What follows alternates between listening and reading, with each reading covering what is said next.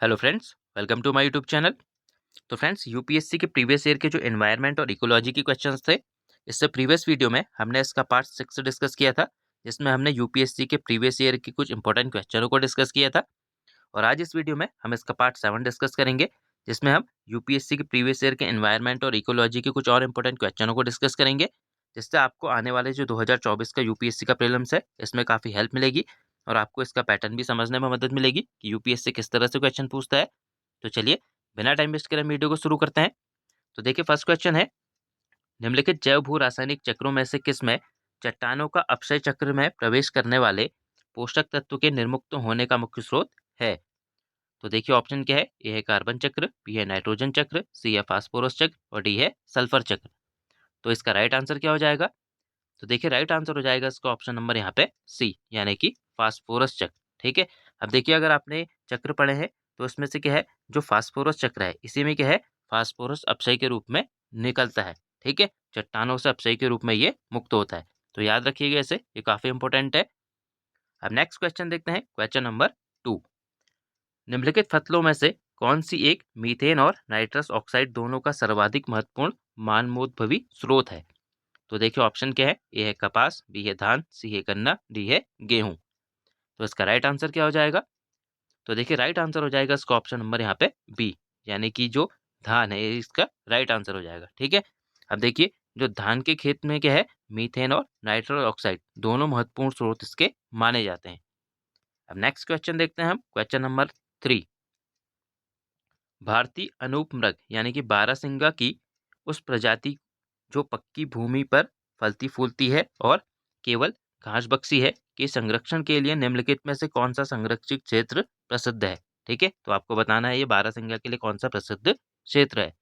तो देखिए, ए दिया है कान्हा राष्ट्रीय उद्यान, बी है मानस राष्ट्रीय उद्यान, सी है मुदुमलाई वन्यजीव अभ्यारण्य और डी है ताल छप्पर वन्यजीव अभ्यारण्य। तो इसका राइट आंसर क्या हो जाएगा?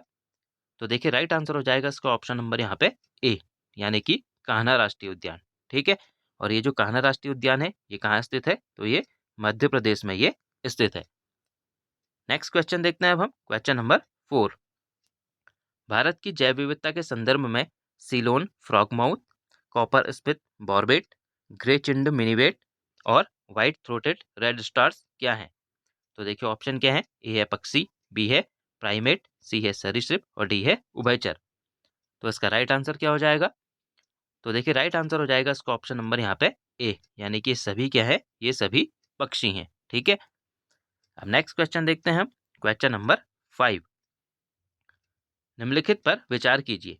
तो देखिए, पहला है कार्बन मोनोऑक्साइड, दूसरा है मीथेन, सी है तीसरा है ओजोन और चौथा है सल्फर डाई ऑक्साइड।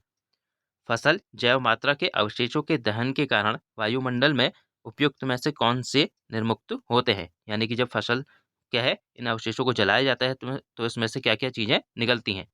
तो देखिए, ए है केवल एक और दो, बी है दो तीन और चार, सी है एक और चार और डी है एक दो तीन और चार। तो देखिए, इसका राइट आंसर क्या हो जाएगा यहाँ पे? तो देखिए, राइट आंसर हो जाएगा इसका ऑप्शन नंबर यहाँ पे डी, यानी कि एक दो तीन और चार, ये चारों क्या है, फसल अवशेषों को जलाने पर ये वायुमंडल में क्या है, निर्मुक्त होती हैं। अब नेक्स्ट क्वेश्चन देखते हैं, क्वेश्चन नंबर 6। भारत सरकार द्वारा शुरू किए गए प्रोजेक्ट एलिफेंट से संबंधित निम्न में से कौन सा कथन गलत है? ठीक है, तो एक कौन सा गलत है आपको बताना है। तो देखिए, ए है यह 1991-92 में शुरू किया गया था। दूसरा है बी, यह मानव और हाथी के बीच टकराव की समस्या पर काम करता है। तीसरा है सी, यह केवल जंगली हाथियों के कल्याण पर केंद्रित है। और चौथा है जो डी है, इसे केंद्र द्वारा प्रायोजित योजना के रूप में आरंभ किया गया था। तो देखिए, कौन सा यहाँ पे सही हो जाएगा ऑप्शन? तो देखिए, राइट आंसर हो जाएगा इसका ऑप्शन नंबर यहाँ पे सी। ठीक है, यानी कि यह केवल जंगली हाथियों के लिए कल्याण के लिए शुरू किया गया था, ये क्या है, गलत है।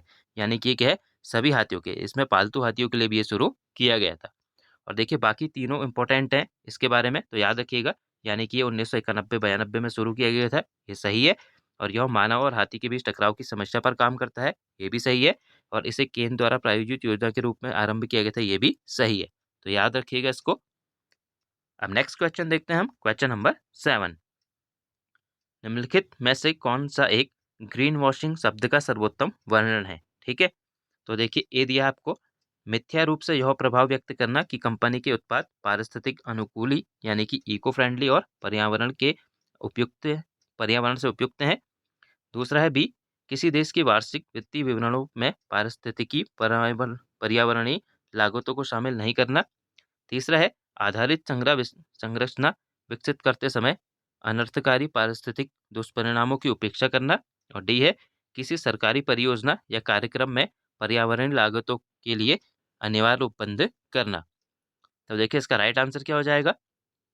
तो देखिए राइट आंसर हो जाएगा इसका ऑप्शन नंबर यहाँ पे ए, यानी कि जो ग्रीन वॉशिंग है इसका अर्थ क्या है, तो यानी कि मिथ्या रूप में यह प्रभाव व्यक्त करना कि कंपनी के उत्पाद पारिस्थितिक अनुकूल हैं। ठीक है, यानी कि अपने जो प्रोडक्ट है उनको बताना कि ये पर्यावरण के अनुकूल हैं, यानी कि झूठी खबरें बताना। ठीक है, अब नेक्स्ट देखते हैं हम। नेक्स्ट है आपका क्वेश्चन नंबर 8। तो देखिए क्या है, ब्लू कार्बन क्या है। तो आपको बताना है, देखिए ए है महासागरों और तटीय पारिस्थितिक तंत्रों द्वारा प्रग्रहित कार्बन। बी है वन जैव मात्रा यानी कि बायोमास और कृषि मृदा में प्रच्छादित कार्बन। सी है पेट्रोलियम और प्राकृतिक गैस में अंतर्विष्ट कार्बन। और डी है वायुमंडल में विद्यमान कार्बन। तो देखिए इसका राइट आंसर क्या हो जाएगा। तो देखिए राइट आंसर हो जाएगा इसका ऑप्शन नंबर यहाँ पे ए, यानी कि जो ब्लू कार्बन है इसका मतलब है महासागरों और तटीय पारिस्थितिक तंत्रों द्वारा प्रग्रहित कार्बन। अब नेक्स्ट क्वेश्चन देखते हैं, क्वेश्चन नंबर 9। मीथेन हाइड्रेट के निक्षेपों के बारे में निम्नलिखित में से कौन से कथन सही हैं। तो पहला है भूमंडलीय तापन के कारण इन निक्षेपों में मीथेन गैस का निर्मुक्त होना प्रेरित हो सकता है। दूसरा है मीथेन हाइड्रेट के विशाल निक्षेप उत्तरी ध्रुवीय टुंड्रा में तथा समुद्र अधस्थल के नीचे पाए जाते हैं। तीसरा है वायुमंडल के अंदर मीथेन 1 या 2 दशक के बाद कार्बन डाइऑक्साइड में ऑक्सीकृत हो जाता है। नीचे दिए गए कूट का प्रयोग करके सही उत्तर चुनिए। और ऑप्शन क्या दिए हैं देखिए, ए है केवल 1 और 2, बी है केवल 2 और 3, सी है 1 और 3 और डी है 1, 2, 3 और तीनों। तो इसका राइट आंसर क्या हो जाएगा। तो देखिए राइट आंसर हो जाएगा इसका ऑप्शन नंबर यहाँ पे डी, यानी कि मीथेन हाइड्रेट के संबंध में पहला, दूसरा और तीसरा ये तीनों कथन यहाँ पे सही है। तो फ्रेंड्स आज हमने जो यूपीएससी के प्रीवियस ईयर के एनवायरनमेंट और इकोलॉजी के क्वेश्चन थे उनको डिस्कस किया। आई होप आपको ये वीडियो पसंद आई होगी। तो मिलते हैं हम नेक्स्ट वीडियो में। Thank you friends.